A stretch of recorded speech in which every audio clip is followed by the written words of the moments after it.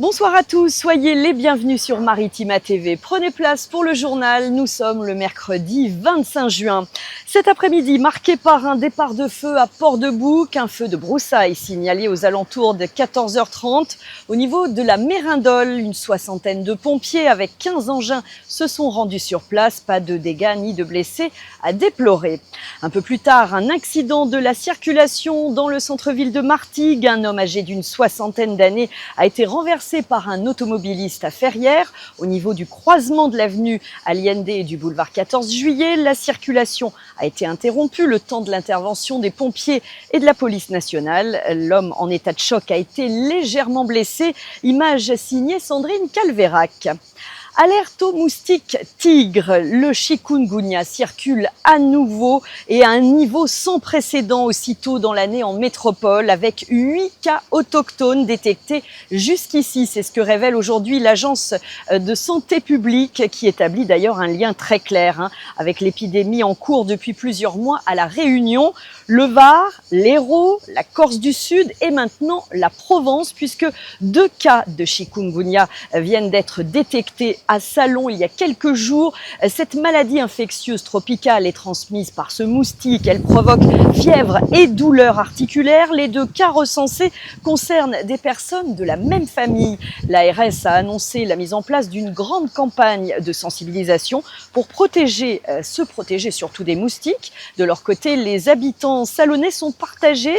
Si certains se montrent inquiets face à cette nouvelle, d'autres ont l'air relativement indifférents. Je vous propose de les écouter au micro d'Alexandre Pérou. Inquiète, je sais pas si je peux m'inquiéter, mais c'est surtout dangereux pour les gens qui vont être piqués, c'est tout. Après de là à s'inquiéter, il n'y en a pas non plus des milliards autour de nous. Ça arrive doucement, puis on va bien trouver à les maîtriser à un moment donné. Je sais pas trop ce que c'est par contre, j'ai juste entendu parler qu'il y avait des moustiques un peu dangereux, mais donc je sais pas trop ce que c'est, donc en vrai je suis pas très inquiété, non, mais bon. Et puis apparemment ils le traitent, donc bon. Quand même, parce que c'est assez dangereux, quoi. Faudrait quand même faire quelque chose pour... faut intervenir, quoi. C'est pas possible de laisser ça comme ça dans le salon, quoi. Le gouvernement ou la région va s'occuper de tout ça, hein. Donc je suis confiante. Franchement, c'est embêtant. On a déjà beaucoup de mal à lutter contre eux. On a beau essayer plein de méthodes, ils arrivent toujours à survivre. Donc si en plus ils ont des maladies graves, c'est embêtant, quoi.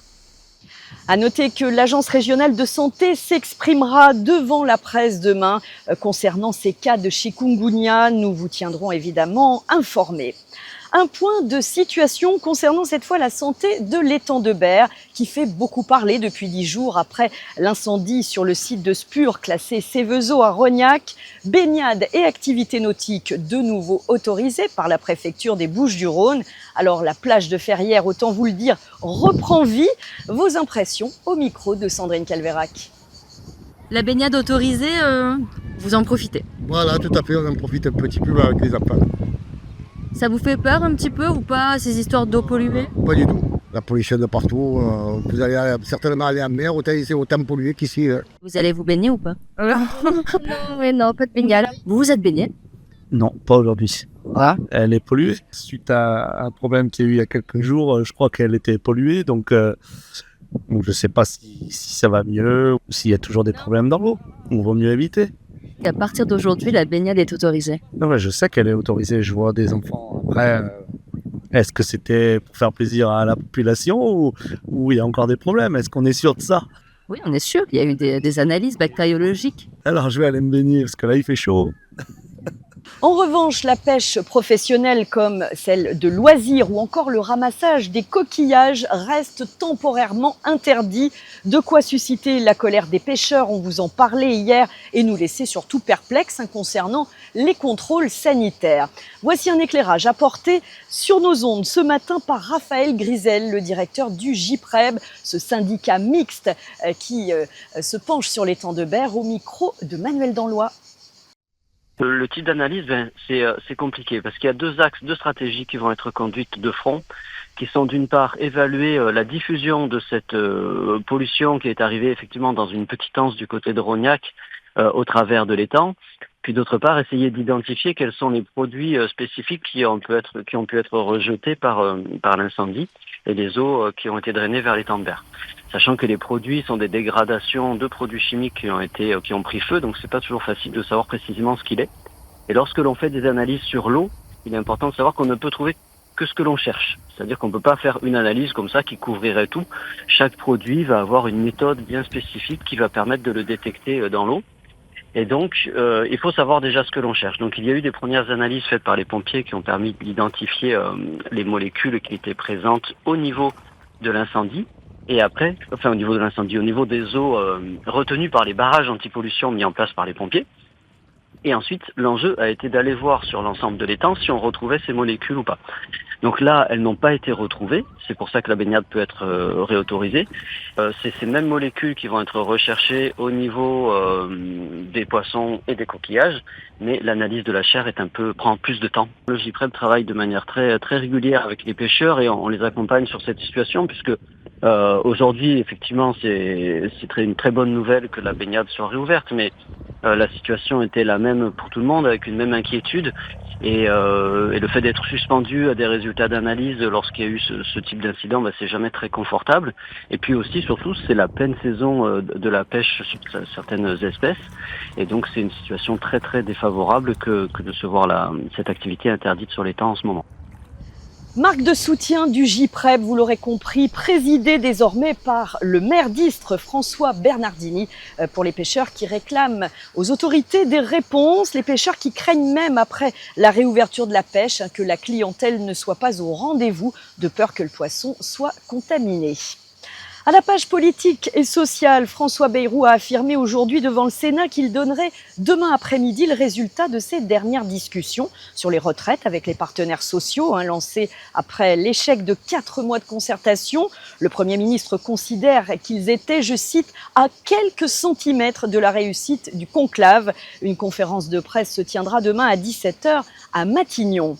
Loi PLM, la suite, le gouvernement a annoncé par la voix du ministre des Relations avec le Parlement, Patrick Mignola, qu'il saisirait à nouveau l'Assemblée nationale et le Sénat sur la réforme décriée du scrutin municipal à Paris, Lyon et Marseille pour trouver un compromis.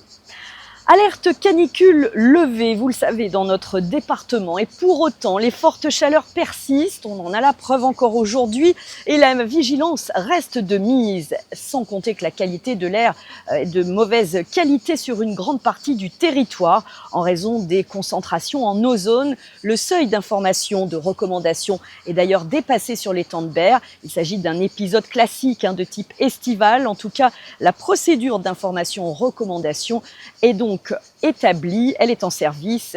La vigilance s'impose d'autant plus pour les personnes sensibles. Et il n'y a pas que la température de l'air qui devient insupportable, celle de la mer augmente aussi. En plus de moins bien rafraîchir les baigneurs sur les plages, une mer trop chaude peut avoir des conséquences néfastes sur la vie sous-marine. Alors est-ce qu'on se dirige vers une canicule sous-marine comme celle qu'on a connue en 2022, qui avait été fatale d'ailleurs aux gorgones du parc national des Calanques? La mer est-elle déjà vraiment trop chaude alors que l'été commence à peine? Eh bien écoutez, ces quelques réactions recueillies sur la grande plage de Carry-le-Rouet et puis la vie de scientifiques du parc marin de la Côte Bleue, le tout au micro de Rémi Repontier. On l'a déjà touchée, elle est plutôt bonne. Vous savez à combien elle est? 24 ou 25 je crois. Mais un peu plus au loin, elle est quand même plus fraîche. C'est une température qui suffit pour se rafraîchir, ça? Si on va nager un peu plus loin, oui. Après, je pense que d'ici la fin de semaine, elle sera un peu trop chaude. Elle est chaude, mais c'est le soleil, il vient toujours sur la mer, du coup, elle est chaude. D'habitude, on se baigne à 21, 22, mais là, ça a réchauffé trop vite, vous voyez. Si elle monte encore, c'est trop chaud après, voilà. Que ça vous a rafraîchi suffisamment? Oui, beaucoup. Ah oui, quand même, parce qu'il fait très chaud, là. Oui, mais ça rafraîchit bien. Elle est à 24 degrés. 24 degrés, bonne température, vous avez qu'à voir, beaucoup de baigneurs. Avec cette canicule, est-ce que l'eau va encore monter? Je pense qu'elle va encore monter parce qu'ils n'ont pas de prévision à court terme sur passage nord-nord-ouest. Ça va rester sud-sud-est, donc il y aura un peu plus de vagues, mais la température ne devrait pas baisser. Là, c'est un poil trop chaud. C'est un poil trop chaud. Mais on est là. Et comment on fait alors pour se rafraîchir? On met des glaçons. Est-ce qu'on se dirige vers une canicule marine ? Alors non, pas encore. Pour l'instant, la température reste chaude dans l'eau de surface. On est vraiment dans le premier mètre d'eau qui est très chaud et après on a ce qu'on appelle une thermocline et donc une différence de quelques degrés avec la masse d'eau qui est en dessous. Donc pour l'instant, les fonds, à part les tout premiers mètres, sont encore dans des eaux plus fraîches. Les poissons, eux, ils vont se réfugier plus profondément. Tant que c'est mobile, c'est mieux. Après, voilà, sur les autres espèces, ça va dépendre de certaines. 22 degrés, c'est très chaud. Il va y avoir des impacts. Alors, il y a les impacts directs, comme pour les gorgones, mais pour d'autres espèces, ça va être des impacts indirects avec le développement de virus, de bactéries qui, elles, vont être plus importantes quand l'eau est chaude. Mais l'eau chaude n'est pas systématiquement synonyme de méduses sur la plage. Allez, on pousse jusqu'à Marseille à présent pour la suite du journal. On vous emmène à la découverte d'un nouveau lieu pour les personnes sans domicile. La Grande Maison, c'est son nom, vient d'être inauguré dans le 3e arrondissement de la cité phocéenne. La municipalité, en partenariat avec l'État et les associations sociales, a rénové un ancien ensemble de logements de l'armée. 38 places d'hébergement sur 3 étages et puis un jardin qui permettent d'optimiser l'accueil des personnes sans abri et surtout de proposer un accompagnement individualisé. Écoutez Salomé Romano-Carnio, elle est coordinatrice de projet temporaire de l'association Habitat Alternatif Social et puis une habitante de la Grande Maison, au micro, une fois n'est pas coutume, de Rémi Reponti. Nous, on part du principe que chaque habitant aura sa propre durée, étant donné que personne n'a la même situation.